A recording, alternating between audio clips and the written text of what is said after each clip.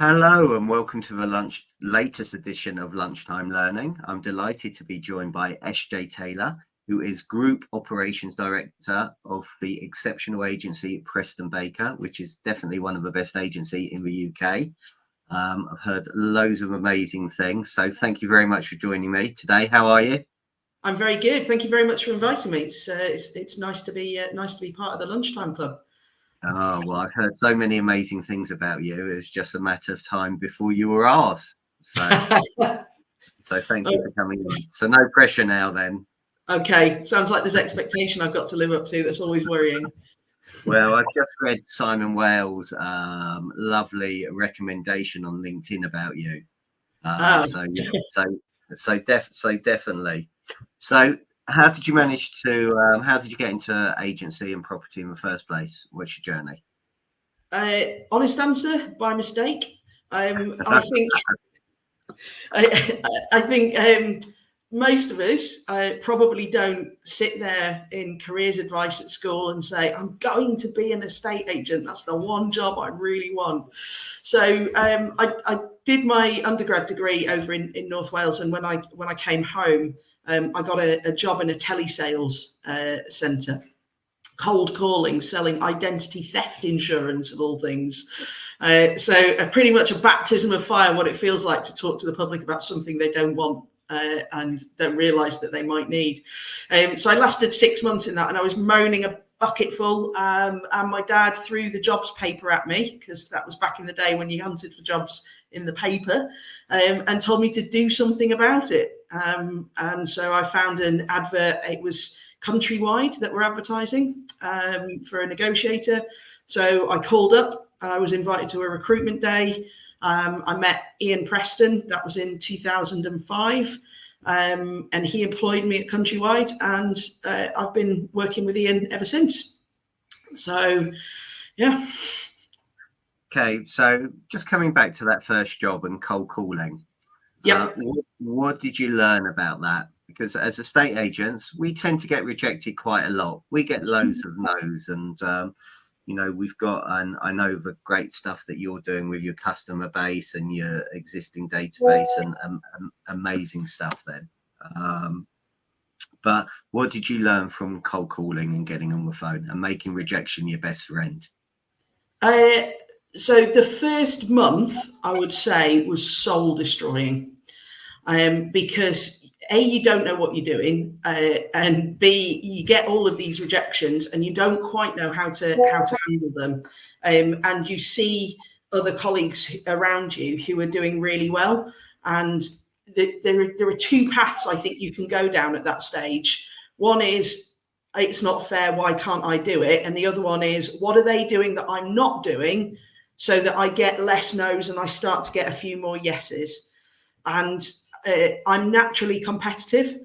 My mother calls it stubbornness. I call it competitiveness. So I took the second path, in that I started looking at what they were doing and what did I need to do to be as good, if not better, than they were.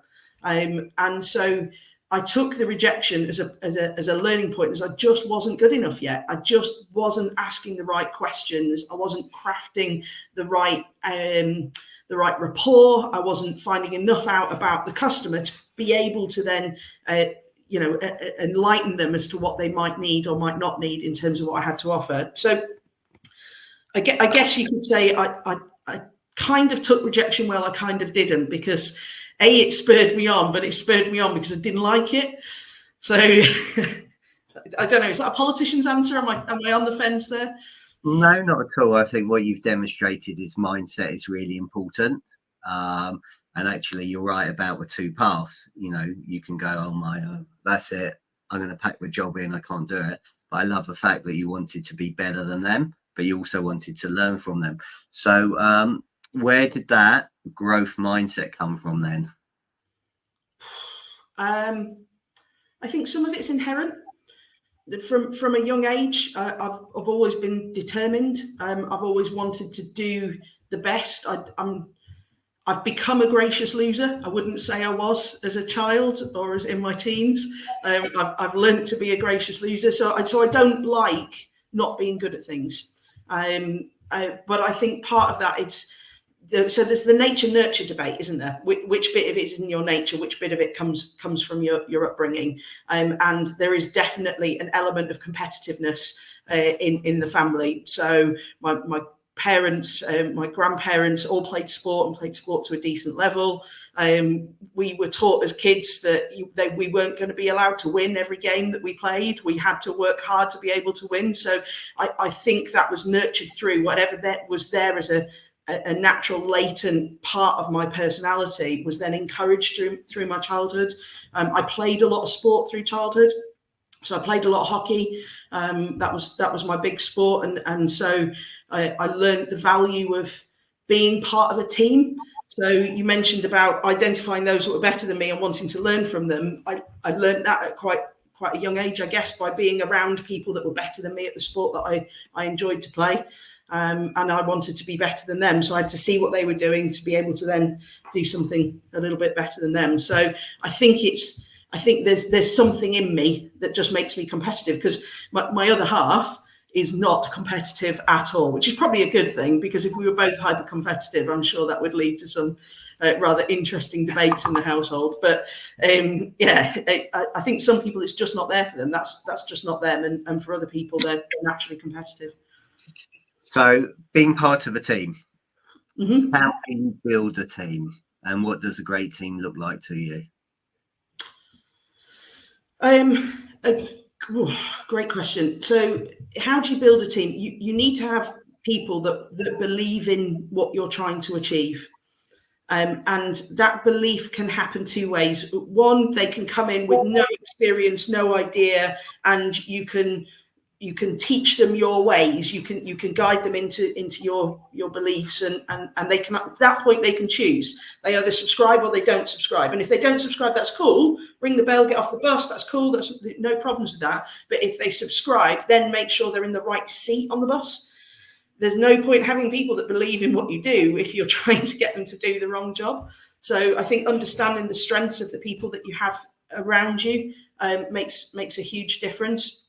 So making sure you've got people that believe in what you want to do, and then making sure they're in the right jobs. That for me is how you build a great team. Now, sometimes great teams also have to have people that are prepared to take a knock on the chin. So I can count on more fingers than I have the number of times where Ian's sort of given me a nod and said, SJ, I know this isn't your sweet spot, but I've got a job I need you to do. And when you're part of a team, sometimes you just got to knuckle down and get that job done, because you know it's for the greater good. So I think you have to have a blended team where you've got people that are in a seat, that never come out of that seat, and that's the job they do really well. But you also need some adaptable individuals who are prepared to move around to do the different things as well. And how do you find those people? Like looking for people in haystacks, don't you? So I have a theory, which I think I've shared with people before, but there are three types of workers. There are hunters, there are farmers, and there are unicorns. So your hunters are in an estate agency perspective, they're the big personalities. They're the ones, they go out, they find the business, they win the business, very charismatic individuals. And then you've got your farmers, and they're back at the ranch, making sure everything runs smoothly. They're the ones that are doing your vendor care. They're doing your viewings. They're negotiating the offers. They're doing the sales progression. They've got great admin skill sets. And usually you just have one or two personality types. But occasionally you find a unicorn, and a unicorn can do both. And there aren't many unicorns out there, but it's about testing people when they come to you. So they'll present with a natural skill set. So they'll present as a farmer or as a hunter, and you've got to naturally test them as you go through and see, okay, all right, so you're hunting all the time, but when you bring an instruction back, it's packaged better than anyone else's. So there is a farming tendency about you because you understand what needs to be done.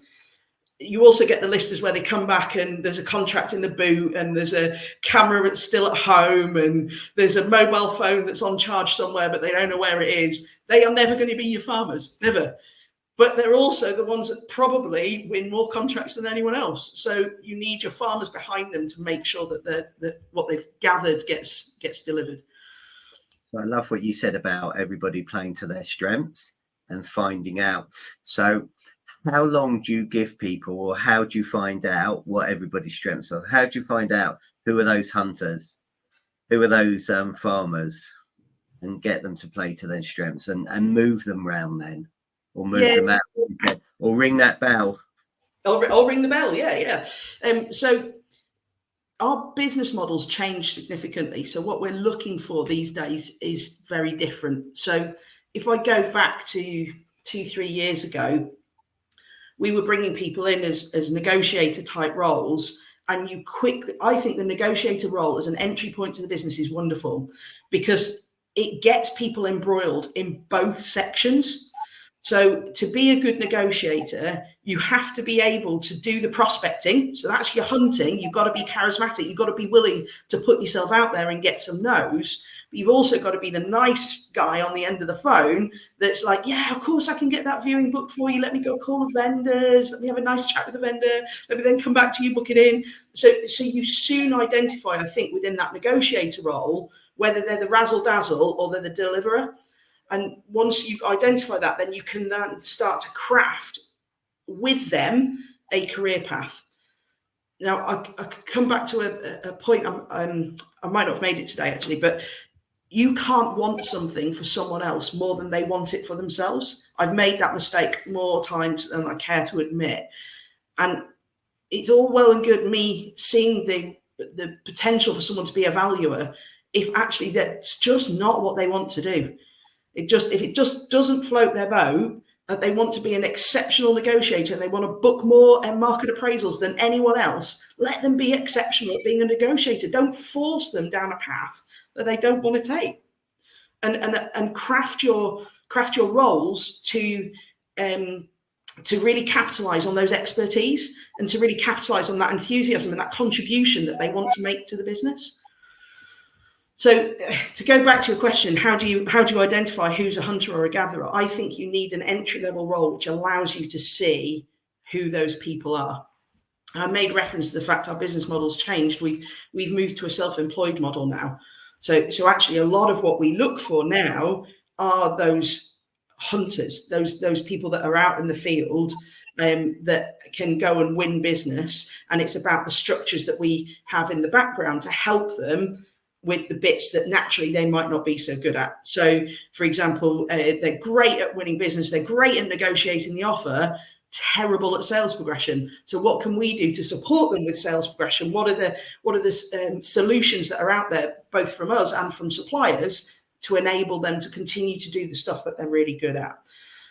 We've also created some entry-level roles in a business development team, so we can bring people in and say, right, okay, you will make a great self-employed estate agent, but you need to be buddied up with someone because you're going to be a farmer. You're doing a great job as a farmer, but you need to be buddied up with a phenomenal valuer. So we've had to try and sort of rethink the traditions a little bit.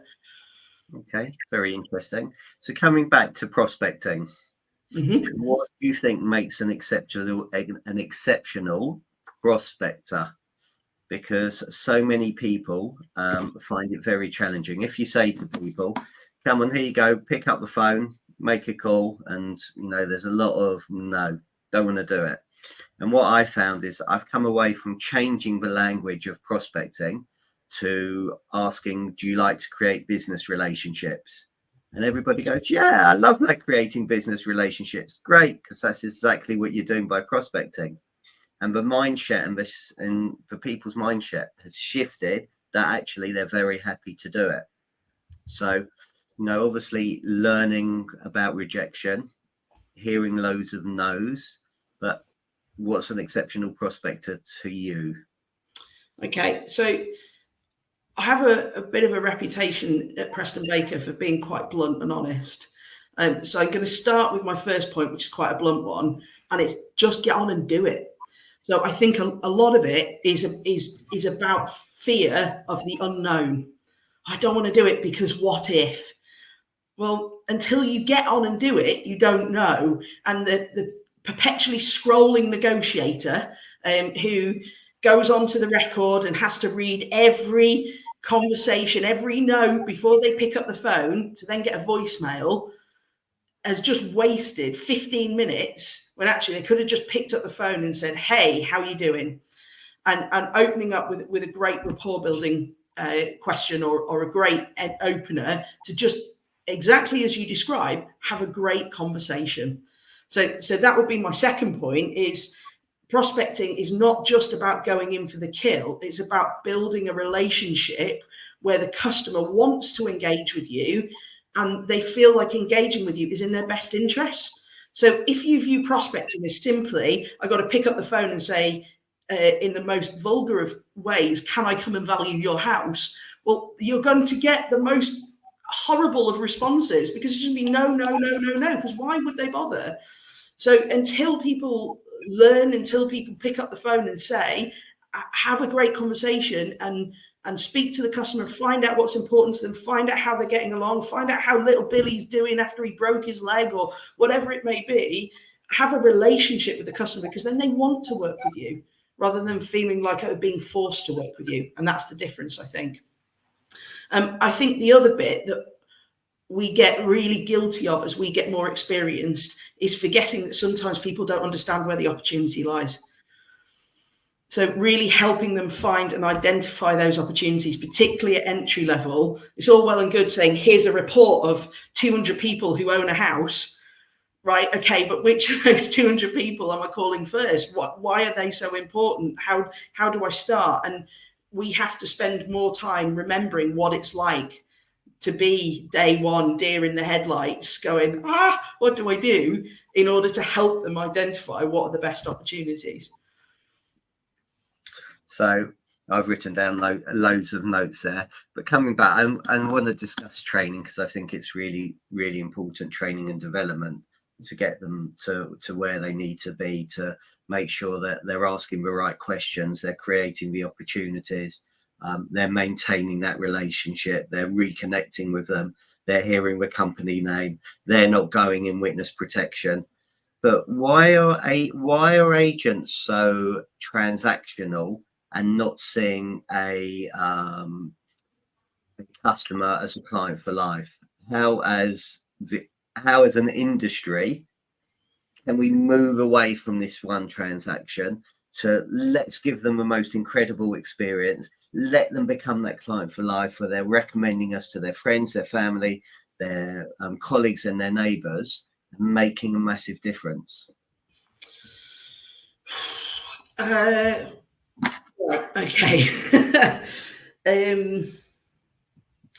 Two things then. Sorry, just writing two things down that came to mind to make sure I don't forget to say them. So one, I think we have to stop seeing agency as a measure of our egos.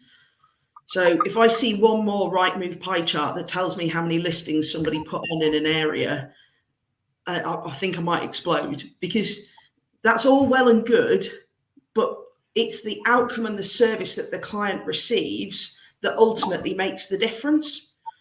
And I could list 100 houses. If I don't sell any of them, then it doesn't matter what my pie chart says, because I'm not going to build great relationships, which leads to further success in business. So I think we have to move away from this. How do I demonstrate how good I am by simply using a pie chart, and thinking about how can I create a great business where it comes to me. Now, I think part of that is about understanding our own value and what we add to the transaction, and becoming less obsessed with what others do and more obsessed with what we do. So for years, people bemoaned the introduction of purple bricks, and it didn't bother me to a point, because all they did was came in with their own business plan and they challenged the norms. They challenged what the consumer thought was possible in a estate agency. Now, okay, it made it difficult, and they won some listings where I felt, maybe I should have won those. And, don't get me wrong, there were days where I was like, they're back again. But ultimately, they came with their business model to achieve their objectives. I come with my business model to achieve my objectives. competitor B comes with their business model to achieve their objectives. Be less obsessed about your competitors and more obsessed with what you do that will help you deliver those objectives. So if you want to list 20 houses a month, what are the activities you have to do to be able to do that? Well, part of that is about looking after a customer in a way that they feel cared for and valued, so that they want to transact with you and they want to tell their family and friends to transact with you. I think the agency hasn't done itself any favors. The industry in general, agency hasn't done itself any favors. We squabble a lot. We don't celebrate each other's successes. I think it's wonderful to see people that are prepared to take the plunge and launch their own business, be it under a self-employed associate model or under their own brand or whatever it may do. But if somebody's doing well, say, great job, well done. You know, and create great atmospheres so that the industry is not seen as this, you know, slightly derogatory place to be, when actually there's people out there working really hard to deliver some really great results, and we should celebrate that. Sorry, I think I've got off a tangent, Stephen. Sorry. Do you know what? I couldn't agree more with you anyway. So coming back there, you mentioned a great word, value. How can agents be demonstrating value? Well, I think that depends on what the agent wants to achieve. So for us, demonstrating value is about the support that we provide to the customer throughout the transactional journey. So depending on how you set up your business will determine how you demonstrate that value. For us, it's about a cradle to grave process. So the person that values the property is the person who puts that property on the market. It's the person who does the viewings. It's the person who negotiates the offer, and possibly the person that does the sales progression, depending on what their business model looks like. So they see this customer through. They're there to support the customer. In the old days, when I had a branch manager and a valuer and a couple of negotiators, it's how do you demonstrate the value that each of those individual components bring in? And in order to do that, you have to understand what the customer sees as value as well. So asking a great question when you're sat in the market appraisal, you know, what's most important to you about the move that you're going to make? What's the service support that you're looking for from your estate agent?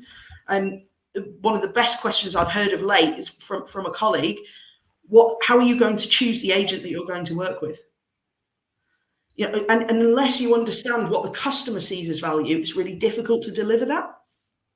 Because if you try to come in with a one size fits all, what I deem as great service, what you deem as great service, Stephen, what my colleague Carrie sat in the other room deems as great service could be totally different. So I need to understand that so I can position the support I can bring in line with their expectation. Okay, brilliant. Thank you. You talked about adapting to change. So it sounds like you're going through a lot of big changes at the moment, going down the self-employed model. So again, people listening to this and watching this, what tips can you give to adapt to change? Because the market's changed, you know, out of COVID, where it's absolutely crazy. You know, you get 30 people seeing one property, 30 offers, absolutely crazy. Now, you know, and with respect, because everybody worked incredibly hard then, you know, now the market's changed. There may be properties that are on the market that aren't getting any viewings. Got to have vendor care. There's going to be people in this market that have never been in this market before, agents before, and don't know how to adapt and are scared to change. So what tips can you offer to that? Well, change is constant, whether you want it or not. Change will always happen around you. And I think there are two things that you can do. One, you have to be open to listening to the thoughts, opinions, suggestions of others and how that might positively or negatively impact your business or your productivity if you're working as a negotiator.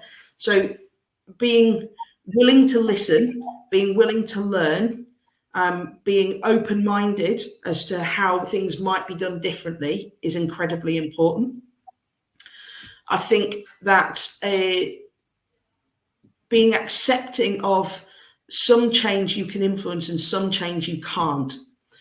So I went through a process about 2 years ago. I deleted all news apps off my phone because I can't change Rishi Sunak's policy on whatever is his big thing at the moment. I can't change the Bank of England's decision on interest rates. It has an impact on what I do, so I need to be aware of it, but I can't change it. And so if I want to make a great impact in my area of specialism, I need to have awareness, but I don't need to be worrying about it all the time. And then I need to act and impact on the things that I can change. So I can't remember what the phrase is, but it's, something along the lines of, being concerned about the things that you can influence and not being concerned about the things that you can't. And if you can keep that as a core, and you focus only on the changes that you need to make to deliver your results, and being aware of where you are against your objectives and why you're there. So don't just set a target and think, oh, I'll measure it in a month, or I'll measure it in 6 months. Check it regularly. For some people, that means weekly. For others, that means daily. But be aware of where you're at and understand why you're there. So am I doing really well because I ask this question, or I do this activity? Or am I nowhere near because I don't ask that question, or I don't do that activity? And unless you have that awareness, you can't then be open to change, because you just sat there oblivious. Have I gone too direct? No, I've got about 4 other questions. I'm just conscious of time, so I don't know how much longer you've got. But I'm all right for time at the moment. So one of the words that you said there is acceptance. Okay, and I learned that. I found it very hard when I was working at Green & Co. that I had exceptionally high standards, and I felt my colleagues didn't have the same high standards as me. And I got incredibly frustrated until somebody said, you have to accept the fact that you're there and they're there. So again, how can people understand that and become more accepting? And also, I like the word aware of, things won't go to plan. You won't get what you want, but how do you become accepting of that? So I learned the hard way. In order to accept that others' standards might be different. So as a young and enthusiastic branch manager, I wanted everything done perfectly every time. And if it wasn't perfect, woe betide the individual who didn't deliver to that standard. And that wasn't a nice place to be, professionally or personally.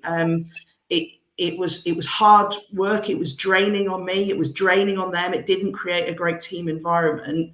And it took for somebody to sit down and point out to me that what I thought was acceptable, my 80% of what I thought should be perfect, was actually somebody else's 100%.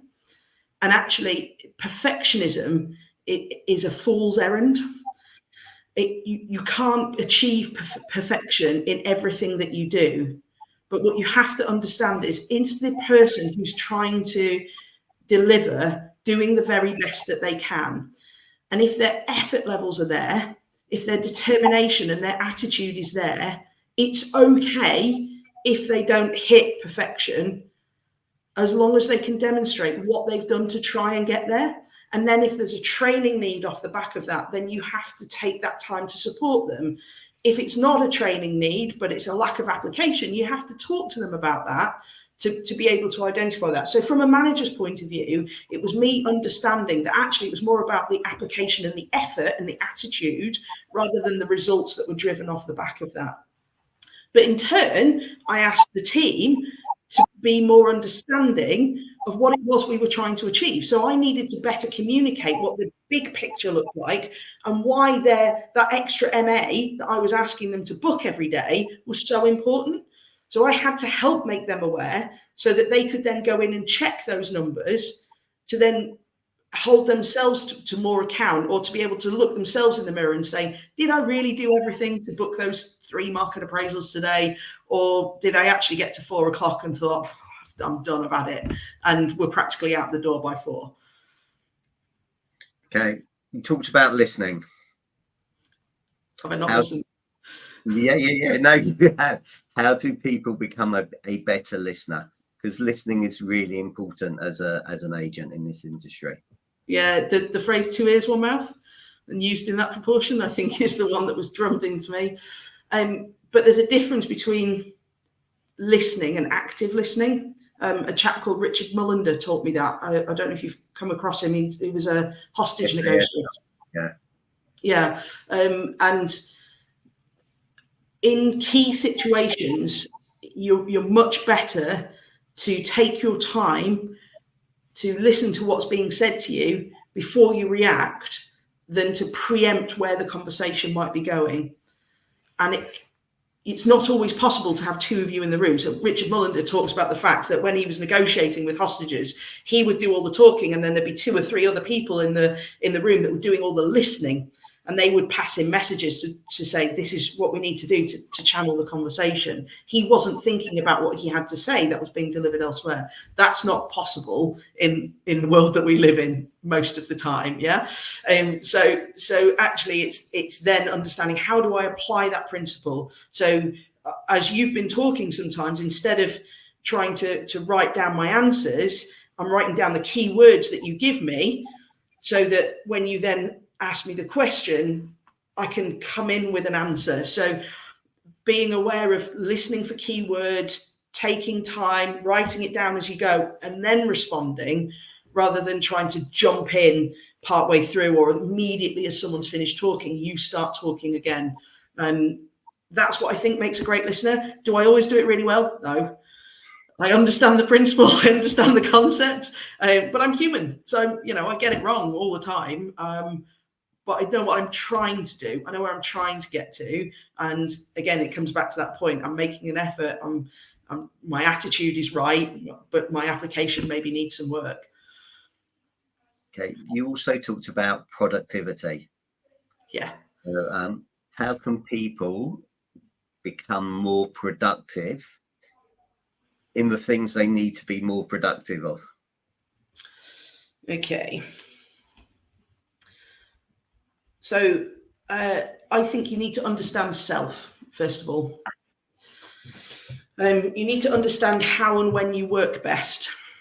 So I know that any work that I produce broadly after sort of 6:30, 7 o'clock at night, I might as well redo it the next morning. I am not good as a late night worker. Some people are absolute night owls. They can stay up till 2 a.m, produce some exceptional work, and they've got that gift. I don't have that gift. But I can get up at 5 a.m. and I can blast through a load of work before anybody else comes into the office. So I think understanding self is really important, and how you best work. So I know I work better in the mornings, particularly on admin-based or thought-based tasks, than I do in the afternoons. So activity-based tasks are much better for me in the afternoons than they are in the mornings. I work best in spurts. So if I can have an hour slot, a half-hour slot, I work better in sprints like that than I do if someone says, here's 4 hours, go do this big call out. You've lost me. Yeah, that's not going to float my boat. So I think you as the individual have to understand how you work best. You have to communicate that well with your manager, your line manager, and they have to be willing to craft a situation or a system that allows you to flourish. Now, both parties also need to compromise, because it might not always be possible. It might not be possible to say, SJ, yes, you can do a call out between 10 and midnight, because customers aren't going to be around then. Yeah. So that you have to have a bit of flex in that to understand what's reasonable. But if I did a call out between 6 and 7 and I offered to stay late, but there was some flexibility that was offered in between, and I got a great result from that, then I think it's reasonable to have that conversation. Might not always be possible to execute, but it's reasonable to have that conversation. So understanding self and then creating an environment where you can deliver at your best is really important. To be productive, you need to understand why you're being productive. So you have to know the why, and you have to know the route to achieving the why. So you have to have a plan. And if you go into an MA call out or a mortgage appointment generation session or whatever it may be, and you don't have a plan, you will not produce the same result as if you do have a plan. The polite version is the 6 Ps, right? Prior planning and preparation prevents poor performance. So have a plan, stick to that plan and deliver on that plan. And if you can't deliver on that plan, adjust it whilst you're in the middle of your session so that you can create a better outcome. Perfect. Thank you. Implementation then. Yes. It's great saying all these things. Absolutely fantastic. How do you get that implementation and accountability? So for me, I create time to create the plan. So once I have the time to create the plan, that plan includes 2 things. Not only when I'm going to do whatever it is I need to do that day, that week, but also what the contents of those sessions looks like. The implementation process then depends on what it is. So is there a deadline, or is there an accountability point? Is there a cutoff where if it's not done by that, there's a consequence? So for me, each time I have to implement, I have to understand whether there's a deadline, there's a consequence, or there's an accountability point. And I think for me, if I have those 3 things, I'm much better at my implementation than when those 3 things aren't there. What's the consequence? Consequence can be positive and negative, because I would imagine most people have heard the word consequence and gone, I don't want to get sacked. No. But consequences could be positive as well. So if I get this work done by this point, that allows me to go off and do these great things that I really enjoy. So I'm doing this bit of my job that I don't particularly enjoy, so I can go out and do those. Or if I nail this bit of productivity, that means I earn 500 quid more in my commission next month. So consequences can be positive as well as negative. I think every area that we perform in should have carrot and stick. So we should understand what the negative consequences are of not doing it. So if I continue to fail to book market appraisals, at some point someone's going to tap me on the shoulder and say, SJ, that's not cool, and that can't continue. We have to have a conversation about how we improve it, or whether or not you need to ring the bell and get off the bus. So I think we all need to understand the carrot and the stick when it comes to consequences. Couldn't agree more. Training and development. Yeah. So what are the best agents doing to deliver great training and to help develop and self-improve the ones that want to learn, the self-developers, not those shelf developers? Yeah. I think the best piece of training we ever did was self-selecting. So we created something called the Elite Listing Program, specifically targeted at valuers. We, at the time, we had 15 valuers, and we opened up 10 spaces on the course. And that was for existing valuers or those that had valuing aspirations. So we had 5 full-time jobbing valuers, and then we had people sort of sitting in the wings that were like, I want to do that job, I want to do that job. So we created an element of scarcity. And then there were conditions to being on the course. So if you're selected to be on the Elite Listing Program, these are the things that you have to maintain throughout. So you have to maintain your conversion rate, you have to maintain a certain level of productivity. If you're asked to do an assignment or a bit of work and you fail to deliver it, then that's not cool. So there was an understanding as to what the level of expectation was around the course. And then the course was delivered regularly and with feedback off the back of it. So I think the best development, the best training comes when it's not just taught at you, but there's the opportunity to go out and apply that in a practical based environment. And that is also observed and fed back on. The classic coaching cycle, isn't it? You can't just coach and leave them to it. You've then got to observe and feedback and tweak and change and coach again, and then go out and observe and feedback and coach and change, etc. So if you're going to deliver coaching, don't just think because they've sat in a room with you for half an hour, they're then going to become amazing at securing conveyancing referrals, because it's not as easy as that. It's an ongoing process, and you as the trainer and the trainee have to be committed to doing it regularly all the time. It can't just be delivered as we've got a quarterly training event box ticked, CPD sorted. It's got to be, a half-hour session every week or an hour every month or whatever is right for your business. But it's got to be frequent and it's got to be followed up on. And you have to make sure that the implementation is as good as the delivery. 100%. Thank you. So, final question. Who inspires SJ Taylor? Ooh. In estate agency or in general? Both. Both.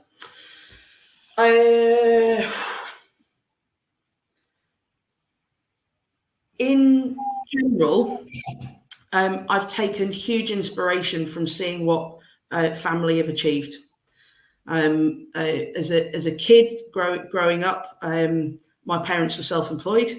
I saw how hard they worked, the sacrifices that they made, so that my sister and I could have a nice family life. It did mean we didn't see them much at times, but as an adult, I understand why. So seeing my parents create a successful business, which has allowed them to retire happily. My grandparents were a big influence in my life, so I spent quite a bit of time with my grandparents on both sides. I was lucky enough to have grandparents on both sides, and they had very different experiences. So my grandmother was a teacher, my grandfather worked for HMRC, my other grandfather was a specialist in manufacture and sales of fizzy drinks.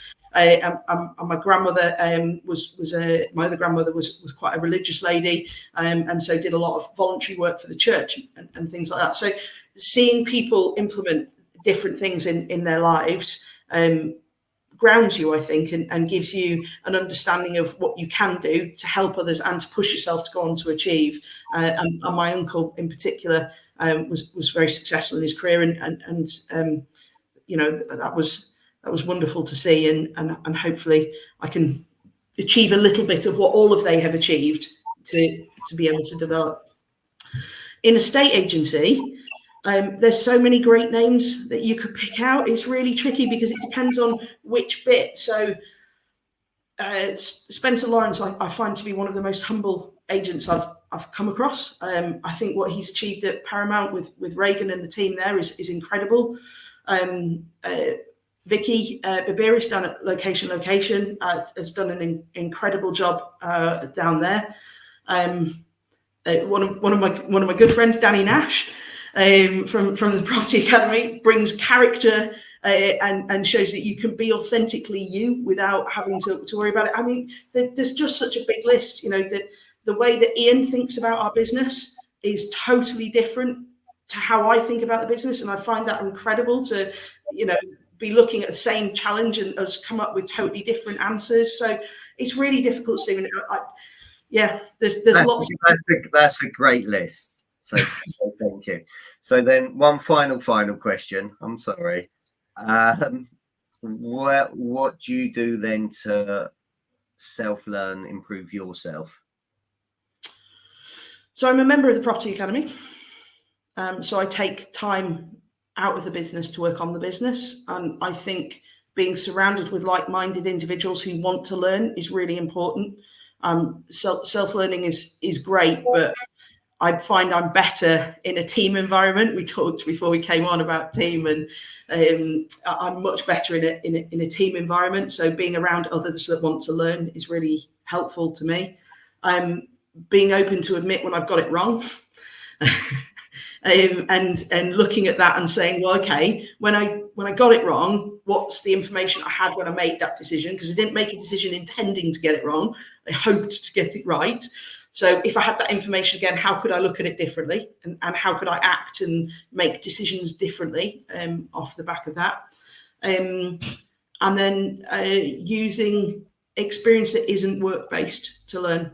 So I think a lot of us become very focused on it has to be business learning that you do. So it has to be this business book you read or that business book. And actually there's lots of learnings that you can take totally outside of the business workplace and still apply those in work. So whether it's what I do with the hockey club and the time that I spend with them coaching and working with them at the weekends and during the week, or whether it's what I learn through the disastrous weekends I spend with my nephews where I attempt to be a parent whilst not being a parent, and chaos ensues. But we all have great fun, but it's always chaos at the same time, and taking those, they're not afraid to challenge me. They don't care what they say. So taking that and trying to implement that as you come into the workplace. Brilliant. So SJ, thank you for your time. Thanks for being a wonderful, fantastic guest, and you shared so much value today. If people want to get hold of you, how do they do that? You can get hold of me through LinkedIn. I'm on LinkedIn equally. Feel free to drop me an email, drop me a message. Email address is sj.taylor@prestonbaker.co.uk. And I can come back to you from them. I'm happy to help if people want to have a conversation. I've no problems having a conversation with people. As I say, it's about supporting each other, not bringing each other down. Brilliant. What a lovely way to end the podcast. Thank you so much for your time. Thank you, everybody, for watching and listening. Please like, share, subscribe, and thank you. And look forward to presenting the next one to you very soon. Have a good day, everyone. Bye. Bye.